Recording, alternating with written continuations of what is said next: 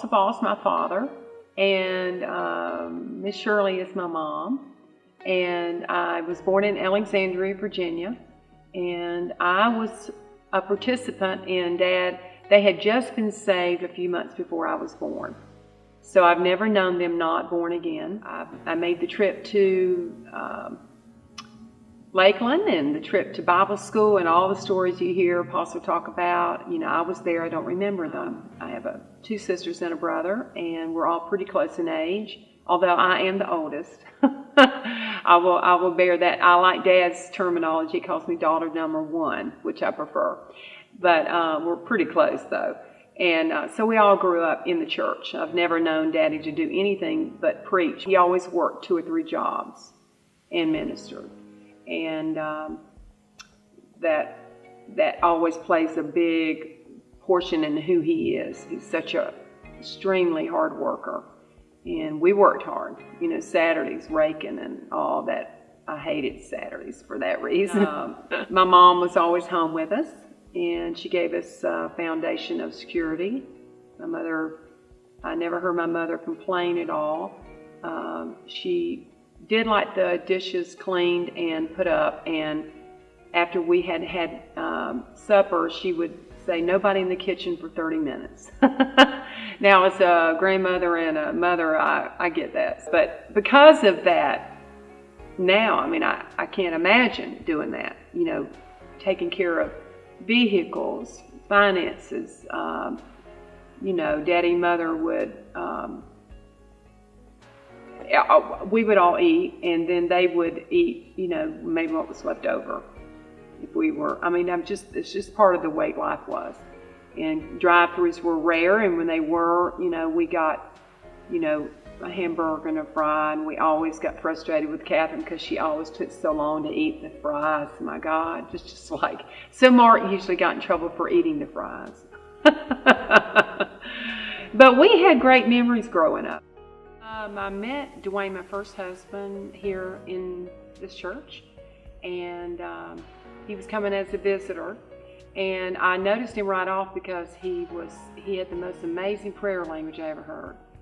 It was so powerful, and I was always drawn to that. We met and things progressed, and he always said I asked him to marry me. I'm not sure. I probably did. I knew not to let a good thing get by. So anyway, so I sealed the deal, and we got married, and we were married about 6 months before we went on the road. And back then we went church to church, and I could write a book of the nightmare stories of where people put you, because we were no big name. We were just traveling and preaching. But Dwayne was interesting because he would talk to me about transporting to, he said, if one day I'm just not here, don't worry. And I said, why do you say stuff like that? He said, well, I'm going to go, probably to Africa. I hope you're okay with it. I'm going, I'm saying sure, but I'm thinking we're never going to go. So, yeah. But I remember, and even after we got married, we talked about the things of the Spirit. He was very much a spirit man, but a very normal person. He was preaching, and it was a week before Christmas. And I was so aggravated in a way because I was really wanting to get home because I missed home really bad. That year on that road was hard on me. I had to stay in strangers' homes. I didn't know people. I was away from my people, and I missed them terribly. That day, in reflection, I had gone to the mall, which is normal. But what was not normal is that I came back early. And Dwayne said, why are you home early? And I said, I don't know. I said, I was in the mall, and I realized that nobody remembers what they got last year. And it was so not me, but it was like my spirit knew what was coming. It was sort of preparing me. It's a little strange, and I even had a gift wrapped for him. And he said, I can't believe I can't wear any of that stuff. And he said, well, let me unwrap one. And I let him unwrap one gift. And he begged to wear it, but I would not let him. But he did get to see it. that would be the last time we ever were together in that room. It was interesting. He preached before he got up to the pulpit. I was at the piano, and he raised up some money, and he said, "We're going to get steak tonight," because somebody had given us money so we could eat, and because we had not been fed very well. He preached and collapsed that night and stepped over to the other side. Yahweh had that all scheduled. A man that knew me from years ago happened to show up. Well, actually, he was at the mall when I walked out of the mall that day, heading back to the hotel, and he said, "Donna, what are you doing here?" He was an evangelist big time, and I knew him from school. And I said, "Well, we're actually preaching." He said, "You are?" And I said, "Yeah." I said, "What church are you at?" So he said, "Well, maybe I'll come by." And I figured he wouldn't. And I remember that night I turned around and saw he was there. He'd come. And he was my connection to someone that I knew that night, because that all would go down really quickly, and your life goes out the door. It's gone. And I remember being that young, and I went in by myself, and the doctor on call, she asked me a bunch of questions, and she said, "Well, I'm sorry, we could not save him." And that was the first time that I had ever experienced sadness to that degree. I was really young. I was, my early 20s. So, I think about it now. But he loved what he did. I never met anyone that loved what he did more, because he had come through kind of some rough patches and was finally in a really good place. And he loved it. He couldn't wait to experience the supernatural. He experienced it quite a bit himself, but he couldn't wait to go there. So he'd say, "Don't worry, if I'm not here one day, I'll be back."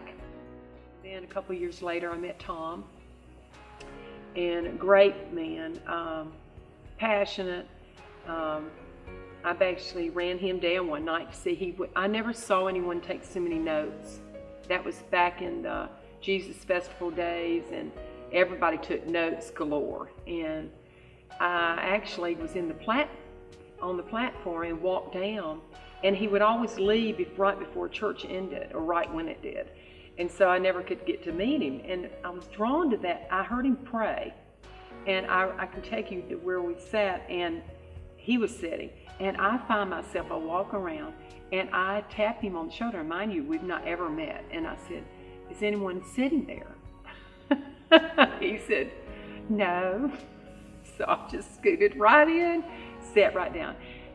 Come to find out, that would be the last time I would see him for 9 months, because he was in the Navy and he got called back on ship in Spain. Had I not done that, we wound up talking afterwards for hours. I would have never had that connection with him. So even in the times where you wonder about your choices because of how they end up, Yahweh always takes me back to that point, because we're proactive, but he's more proactive.